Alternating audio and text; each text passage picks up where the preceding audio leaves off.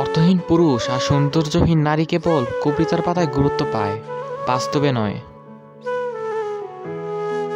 তুমি যাকে চাইছো তাকে যদি পেয়ে যাও সেটা হলো ভাগ্য, আর পাবে না জেনেও চাওয়াটা হলো ভালোবাসা। মাটির তৈরি মানুষগুলো একসময় কাগজের তৈরি টাকার জন্য বিক্রি হয়ে যায়।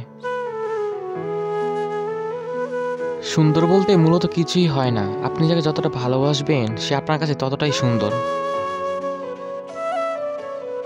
এই শহরে চেনা মানুষও অচেনা হয় রোজ, প্রয়োজন ছাড়া কেউ নেবে না খোঁজ।